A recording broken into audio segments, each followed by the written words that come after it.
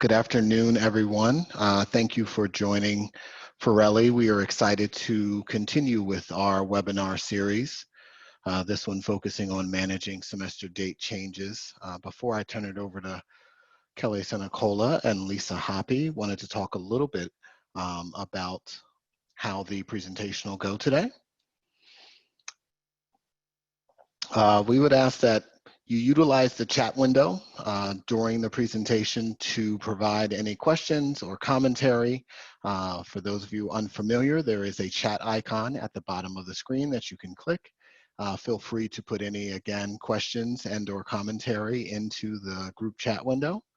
And we will certainly either get to those real time or definitely follow up at the end so that we have the opportunity to address any and all. At this point, everyone should have their microphone muted upon entry. We would ask that you remain on mute throughout the presentation so that we can keep background noise to a minimum while Kelly and Lisa are presenting. And lastly, while we understand you'll probably be taking notes, wanted to let everyone know that we will be recording the webinar and also providing that for your reference, so you'll not only have the dialogue, but also the slides within that recording. Okay, and with that, I will turn it over to Kelly.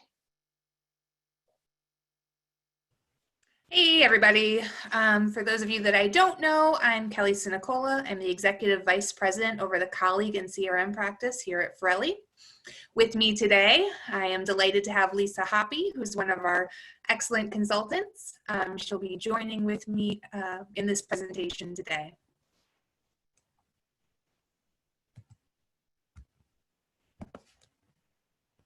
So we're going to start off today with a poll. So the question is, what ERP do you use today?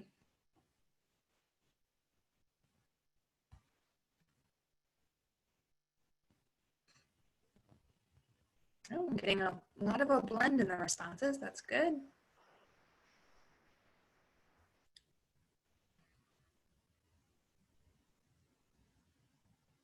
Give another minute. It looks like we've got everyone. Oh, just when I say that. Someone else ought to appreciate it. Okay, but looks like colleague has it. Yeah, so 64% of respondents selected colleague as their current ERP, followed closely behind by Banner with 29%. Then we also have 5% of PeopleSoft. Now, PeopleSoft is a very customizable and configurable platform. We will be covering some specifics on Banner and Colleague today, but for our PeopleSoft friends, we would recommend a meeting to go over your environment.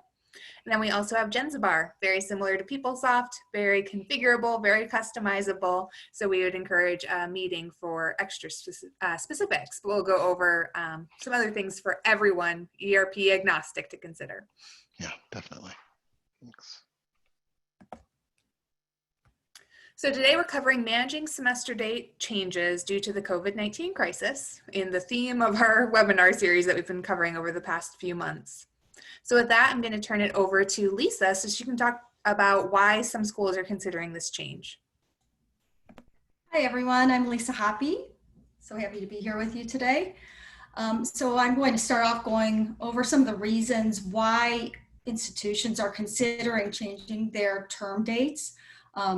Concern over a second coronavirus wave in order to maintain social distancing once the students come back to campus, to reduce breaks to limit exposure and travel. So we're seeing a lot of institutions wanting to start their terms earlier and end earlier so students can go home or wherever they need to go at the Thanksgiving break and not come back to campus.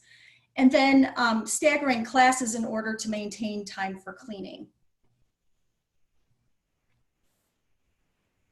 So the different ways of changing the terms that we're seeing are starting earlier and ending earlier, adding additional semesters so that students can be spread out over various semesters to have less students on campus at one time, and then also adding additional instructional methods, like perhaps more online instructional methods.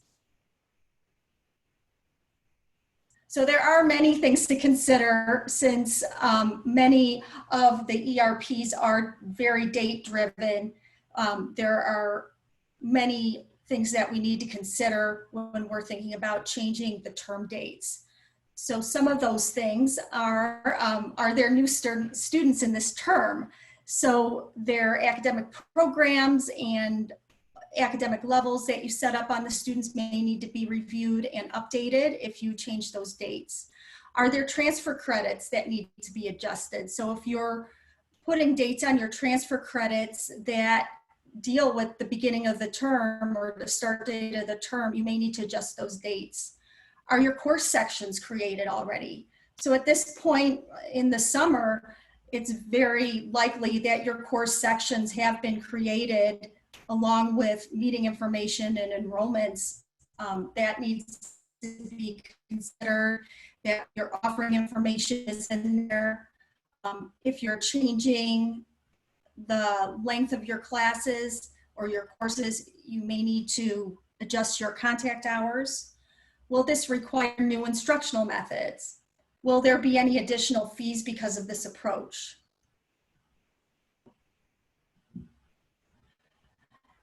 Does this affect faculty pay and union contracts? If students are already registered for the semester, you may need to do some additional adjustments. And also if the students have already been billed for the semester. Will due dates and late fees with those dates for late fees also change because of the change in your term? Are sponsorships in use for the semester? Were the meal plans or room assignments set up already, and were they billed?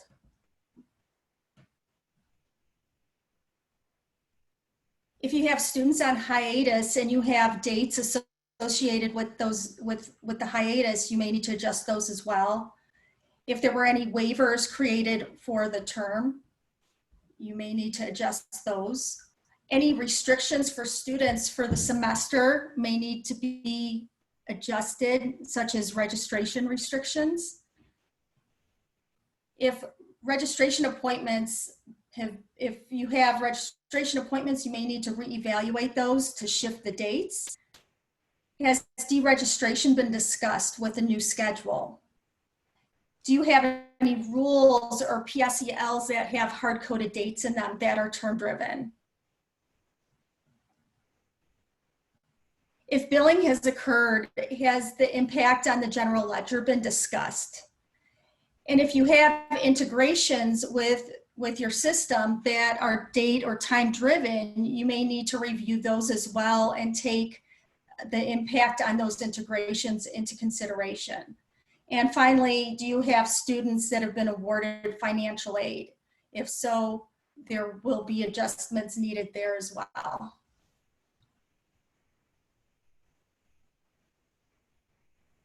So we have a poll on where does your institution fall with the strategy decision. Are you looking to adjust start and end dates of the fall semester? Are you adding additional semesters or adjusting your summer semester or something different? And if you do have something different, please let us know in the chat what you are considering.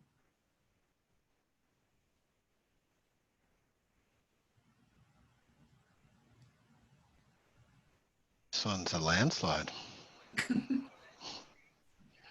Oh, there we go. I appreciate that. All right, I'll give it another second or two because every time, see, perfect. Like clockwork. Okay. All right.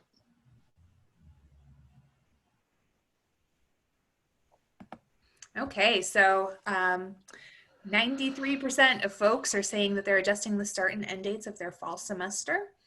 5% something different, and I see our friend Virginia says that Regis University is considering all of these things, and others are chiming in that about everything else that's being adjusted, and you can see that in the chat window. Then we have one person that responded they're adjusting their summer semester. Okay, so now I'm going to start down the rabbit hole of all of the things that need to be updated from sort of a mnemonic by mnemonic in colleague terms process and screens and banner perspective on what screens you have to look at as you're thinking about these changes and what impact it has. And I apologize. It's a very text heavy slide. I would have hit myself as a PowerPoint faculty member, but that's what we are in. So there's two main approaches to think about on the colleague environment. So if students have registered and have been billed, we are in June, so that's very possible. You have the option of dropping everyone from the sections, removing everyone from housing, then billing everyone to reflect those credits on their AR statements. Then you could go in and update the dates in Riot and either manually update all of the course section dates on SECT or remove all of the course sections and re-add them to reflect those new dates in Riot. Then re-register those sections with updated dates and rebill. That works, and of course there's other things to still consider like financial aid, but it results in a messy academic history and your billing statements with which students already have a problem reading most of the time, and that would be a plus and minus on the student AR statement. Another approach is to create utilities at the colon prompt or at the database level to update all of the dates affected. As we all know, when we work with colleague, making those type of updates have to be tested extensively. And we are starting to run into a time where we have fall starting up in a fairly recent time frame. Both of these approaches, whether it's going in and dropping everybody and then re-registering them or creating utilities, will require updates to financial aid. And so you have to look at your award periods on AWPD. Those are linked directly to academic terms, and it takes those dates from the terms. And then you can also run the disbursement date updates on DCTL to make sure that those get adjusted as well. So that being said, there's a number of screens to look at. Any of us that have used Colleague know that it's a very date-driven system, and so there's dates all over the place. This isn't an exhaustive list. There may be other things to look at, but these are all the things that we thought of to consider as you're analyzing this change. First thing, of course, Riot and ACTM to update the start and end date of the semesters, the billing dates, the census dates. Everything that shows on that ACTM screen is very date-driven. As Lisa mentioned, if you have new students that are starting this semester, you have to look at their academic program as well as their academic level, because that will default from the start term that they are starting in. If there's any transfer credits that were associated with terms, the transfer credits will have the dates associated with the term they were entered in on. So in order for your historical reporting and for there to be alignment, it may be an institutional decision to adjust those as well. Your section override dates on RGSD may have to be adjusted based on how much of an alteration you make to the semester. There's some new processes, SRDP and SRDF, that can be used. These are fairly recent. They've been out about the last 12 months or so. On SECT, you have to look at not only the start and end date on SECT, but also the offering information when you detail into SOFF. Also the contact hours and the instructional methods, and then think about if any fees need to be adjusted. So some institutions are choosing to add on fees in order to absorb some of the costs from maybe a new online teaching platform or a new LMS. Whereas some have to take fees away if it was a more hands-on course that required some materials fees, and they're now requiring the students to pick those up on their own. So after you make those adjustments on the offerings, you can use RSMD to generate new meeting dates. And that's going to update the student's schedule. One thing to note is we've worked with a number of schools on stipend formulas for faculty payment. And this could be based on the length of the semester or number of students enrolled in this section. So you want to make sure that any formulas are adjusted for the new length of the semester if that's changing, or if there's any dates in play there, and make sure it's in alignment with any union faculty contracts that you have. It's also important to review any non-course assignments for faculty members. Generally, those are term driven, and so therefore they're also date driven. If we go to the stack screen and detail into SACD, there's the start date and end date that are defaulted from the term on that screen as well. If you've already billed your students, then the invoices also have start and end dates. So their billing start and billing end dates. Those also appear on any recurring invoices, and those default in from the billing term. Keep in mind that those dates are also what drive the general ledger dates on the transaction dates. So if you're thinking from a historical reporting perspective, if maybe you normally start in September, but now you're starting in August, you have to think about how that will affect your historical reporting moving forward, because you can't compare August and September. Also look at your due dates and your due date formulas on IDDP and IDDF, I believe. Those due dates are generally start date plus a number of dates, so you want to make sure that they're still applicable with your new schedule.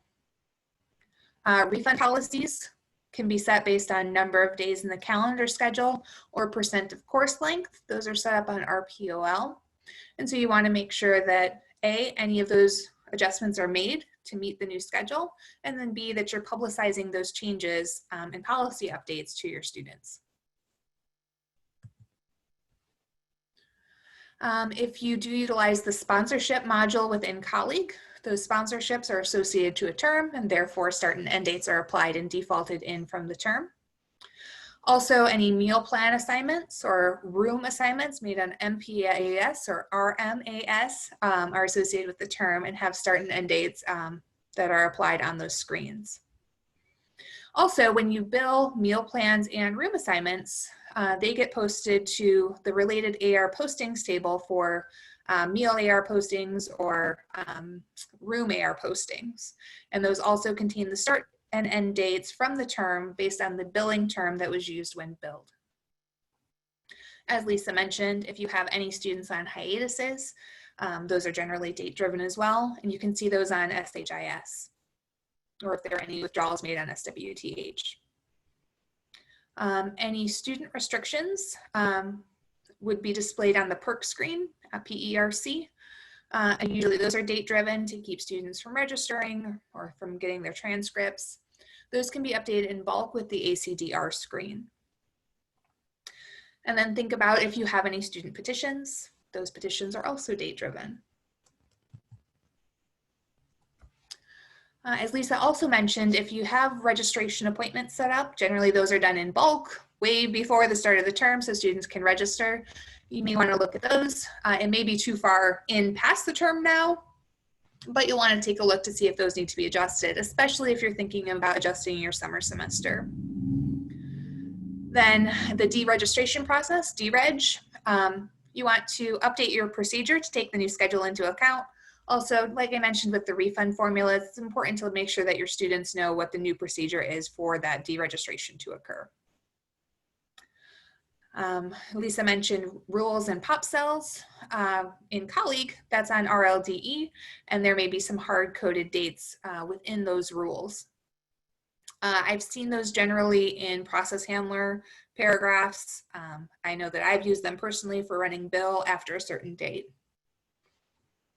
So they may also be in your save list on SLCR.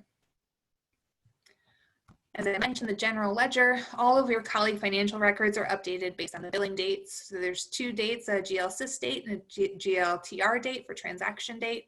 Both of those pull from the billing term that's used when billing. And then your award periods are associated to your academic terms. And so those have to be adjusted to meet the new schedule, as well as any disbursement dates. And so those can be adjusted on ADCM. If the student has already been awarded, then those can be updated in batch through the DCTL process. Okay, so now on the banner side, there's a number of updates to make there as well. And for my Colleague friends, this just means that the forms are 2 letters longer. So on the banner side, there is the STV term screen. So much like right on the Colleague side, that's where you're going to need to update your start dates and your end dates, as well as any housing start dates and end dates that are posted on that screen. There's also SOA term, where you need to update your effective date, your cutoff date, Then there's also a section for reviewing the parts of the term if you have a term that's subdivided. And the Web Registration Controls tab also has dates that apply to census dates, enrollment dates, academic history dates, refund dates, and drop dates. So you want to make sure you analyze all areas of that screen. Then SFA ESTS, you can update dates for the enrollment status codes, as well as it has a section for refund rules.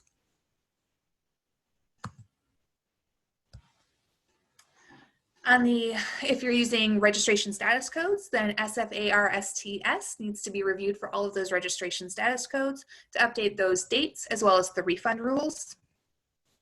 If you're using assessment rules, then those need to be updated on SFARGFE. And then you have dates on the actual course sections, the registration dates, the census dates, the meeting times and dates on SSA SECT. Now, if students have already registered, which again, like I said, it's June, so probably so, custom scripts must be used to update SFRA-REG records. So that's the table that needs to be updated to update the start date as well as the completion date for any registrations that have been made before any of these term updates get made. Then on the financial aid side, you also want to update the term dates on ROR PRDS for all of the periods. Also update the term dates by aid period on ROR TPRD. And then if you have any break dates specified, a lot of schools are moving it so it sort of ends at Thanksgiving. But if you need to update those break days, that's on SOA TBRK, and that's used in the R2T4 calculations. Now, note that you can review break days, dates attended, percentage attended on SFA WDRL, but that doesn't allow for it to be updated. All of those dates are calculated based on how you fill out SOA TBRK.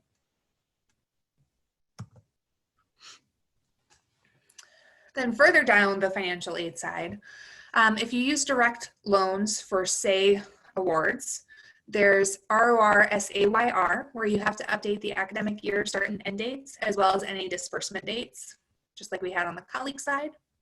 If you are an institution that uses BBA loans through the direct loan program, those are updated on ROR BBAY. You also have to update your cutoff dates on RPR OPTS. And then your disbursement dates by aid period are updated on RFR-DEFA. Any non-loaned fund-specific memo expirations need to be updated on RFR-ASCH, as well as the disbursement dates by aid period. If you are going back historically and updating those screens after enrollment has occurred, then you actually have to add a new record to those tables as well. If you're an institution that utilizes private loans, RPR-LPRD has start and end dates as well as disbursement dates that have to be updated for each related aid period. And then you can use ROR Post and ROR BPST to update the disbursement dates for non-loan funds that have already been awarded. So if you're an institution where the students have already registered, they already have aid awarded possibly, then you can use that to batch update all of those disbursement dates for students that already have those awards associated to them. And then if those are direct loans that have already been originated, you can use RLP-DLOC and RLP-DLUP to update those dates directly. If you're a school that uses alternative loans, then those have to be updated on RPALDSB manually one by one, or instead you can use a custom script to update those in a batch. As well as something that you can do through a custom script, you can update the TBR ACCD table, which holds the billing dates as well as the due dates, and that can be updated through a script if necessary. There's also a number of optional modules that you may use on the Banner system that you have to think about when you're making these changes. There's a number of fields in open learning to review, as well as refund by total, time ticketing, registration management controls, the gradebook, attendance tracking, the drop roster, and if you're using calculated drops, as well as location management. Those are all areas that you should analyze if your institution is using any of that custom functionality, or not custom functionality, optional functionality. So some other things to consider. If your term dates change and the actual length of your semester changes, we've been working with some schools, they're considering breaking up their semester into multiple semesters, for example. You want to think about your budget components in the financial aid module. Is this changing how much those individual budget components, is it changing their value? If it does change their value, then you have to make sure that you update those budget components and re-award those students. If you use a scheduling tool like Resource 25 or Ad Astra, then after you go through and make all of these updates on your ERP system, you also have to remember to push those to any scheduling tool that you use, even if it's a custom tool. Then you want to think about the National Student Clearinghouse when you're doing your enrollment date reporting. If you're using the enrollment date methodology, then you have to see which enrollment dates are being pushed and make sure that those are pushing correctly. Also in the Department of Education, if you've done any loan originations, if your terms are changing drastically, if you're adding different term codes, those are all things that you want to analyze heavily and make sure you're communicating appropriately in your Department of Education communication. And then any accreditation bodies that you work with. So for some schools, this means possibly changing the number of contact hours they have for a course section. And so we have a number of our partner institutions that are talking with their accreditation bodies to make sure that any changes they're thinking about are approved from an accreditation standpoint.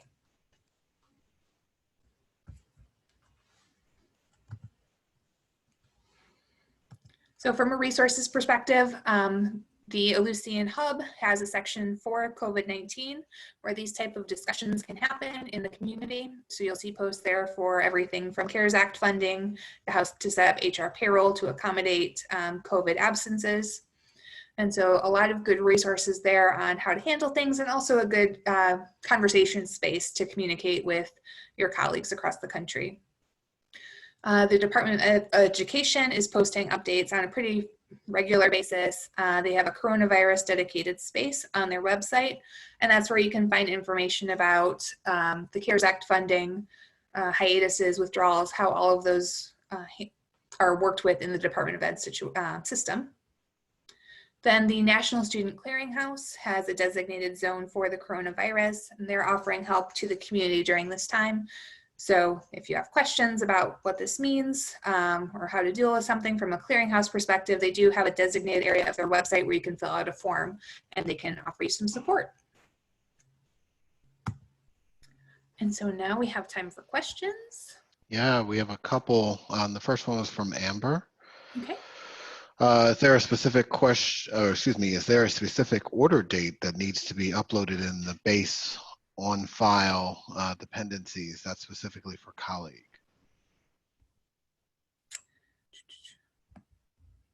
Okay, right. So, and it depends on which approach you choose to take, Amber.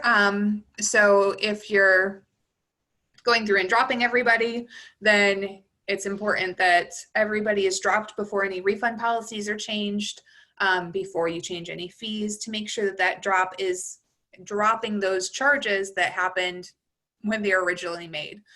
The AR module can be very fickle and finicky in that regard. If you're making manual updates, then you'd want to start with sort of go up from wide to narrow. So updating Riot, then updating award periods, for example, updating Riot, then the course sections, and making sure you're sort of operating from wide to narrow. And we are recommending that anybody pursuing any of these changes make a clone of their production account to a cloned environment so that they can test any of these changes to see, to make sure everything works correctly and the students are impacted in the smallest fashion possible. We're also encouraging, this morning the question came up, we're just trying to think what's going to be the best way. And so just try testing out those scenarios, checking a schedule for conflicts, and seeing what happens, and using that data to sort of model what the best change is for your institution. Okay. Amber, did that get to your question? Did you have any other context? And everyone, please feel free to add any additional questions into the chat. I see Ryan just added one. Thank you, Ryan. I had one sent to me individually. a question about any sense of what the Department of Ed's flexibility will be in terms of dropping below the requisite 30 weeks for an academic year. There was a number of these waivers requested for the spring semester this year when everything was starting to close down. And so I know of a number of institutions that were requesting waivers and those were getting granted. I don't know how flexible it's going to be for the fall semester. I haven't heard of any of those going in yet. Okay. We had another one. Is there a colleague screen where you can batch update loan dates for already certified direct loans? I believe that's functionality that's well, I know that the disbursement dates are covered on the DCTL screen to batch update the direct loans post origination. I'll have to see if that's also going to update the loan dates. Okay. We could take a look at that. Is there any additional context for that question? Something that you're currently working on? Let me see. Okay. Well, we'll have to pop back to that one. Let me see. Did you text me? Okay. All right. Ryan writes, in colleague, how do schools set up smaller terms, say an 8-week term, within a larger 16-week fall semester? Can you adjust the course selection dates accordingly? I think we would have to make any adjustments in RYAT. What are your thoughts, Kelly, Lisa? Yeah, so mini semesters, that's at least some of the schools that I work with, they call them mini terms or mini semesters. So they are portions of a semester and built out in Riot, like you say, Ryan, with a start date and an end date covering the full 16 weeks. And then mini sections, mini terms, those 2 8-week modules within the term in Riot. Those are generally set, I've seen those set up as one reporting term with 2 academic terms embedded within the overarching term. But to your point, that would still be a change in Riot because I'm sure you have your 116 right now that everyone's registered in. So it really depends on what your requirements are for reporting. We've worked with schools going from semester to terms or terms to semesters or back and forth, and reporting is usually the hairiest consideration. And then also there's some implications across financial aid that you'd want to look into. Okay, Ryan, does that answer your question? Any other context there?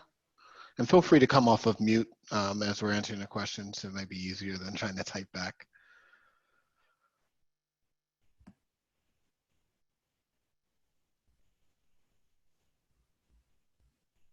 Nope, he's good.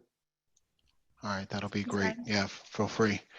Aaron writes, if students haven't been billed yet for the fall semester, do they need to be registered? Or re-registered? Re-registered, sorry, I was supposed to be re-registered, excuse me. I should have got that. Sorry about that, Aaron. And that's for our colleague specific, Kelly. Yeah, so the problem, if they've been registered and have not yet been billed, so at least some of your problems are removed, right?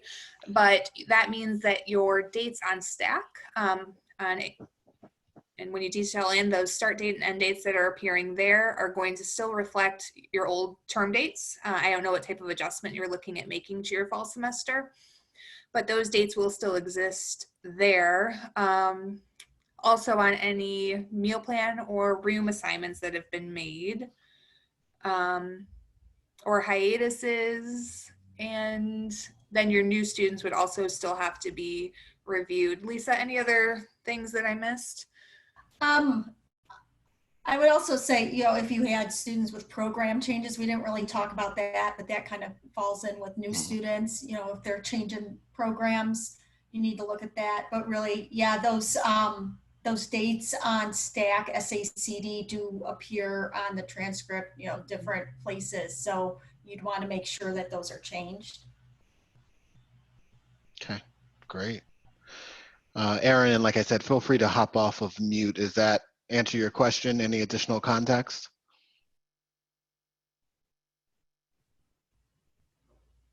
Nope, think they're- sounds good. Thank you. Next one is DCTL updates the loans, but when we try to update Pell, it will not do it. And I don't know if you could hop off and provide some additional details, hop off of mute. That would be great. That's from JRIS, JRIS. Yes, this is Janet. Janet. We have, it updates all of the direct loans, and Mhm. that's fine, but we have a Pell period as well. Mhm. And it allows us to submit it, and it runs, and it even gives us a count of what it runs, but it actually does not update it. The disbursement dates. Mhm. And I'm trying to think of any. I don't think it would be evaluating rules at that time. So I think I'll have to do a little bit of research on that one, Janet, and ping you back. That's interesting. Thank you for that, Janet. We'll definitely circle back with you directly with some answers or possible insights that we find. Joan, for certified loans, if we're changing ADCM and we batch, take off the ADCM code, then reapply it? I don't know. Joan, do you want to provide a little bit more detail there? And I think she may have been responding to JAMA about Okay. batch updating loan dates. Okay, yeah, because I was like, that just seemed, okay, that may have been. Okay, we will move on. Let's see. Okay, and Colleen thinks there's a separate procedure for Pell and colleague. Okay. So thank you for that, Colleen. We'll take a look. All right. Stepping back, Gemma, did you want to come off? You had shared some additional details. Did you want to come off and share with Kelly and Lisa about your certified loans?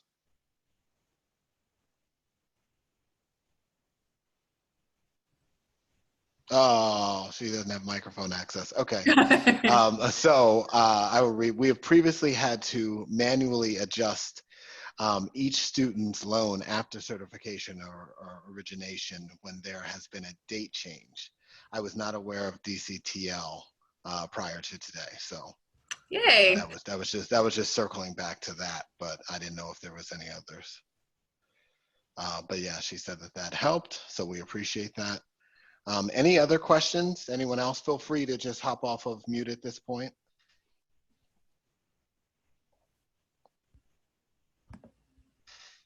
Rather than typing.